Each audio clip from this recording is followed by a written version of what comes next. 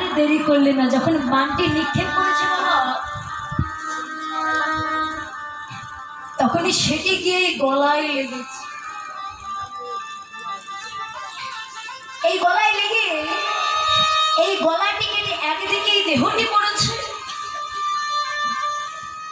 অন্যদিকে মাথাটি পড়েছে। এই দেহটি পড়ে ধুলার মধ্যে গড়াগড়ি দিচ্ছে।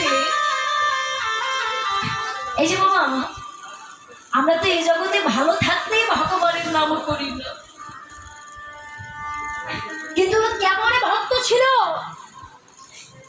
আজ যখন এই দেহ থেকে মাথাটি কেটে যখন একদিকে এই দেহটি পড়েছে, অন্যদিকে মাথাটি পড়েছে, তখন এই মাথাটি কি করেছে জানো? ও গোকাটা মুন্ড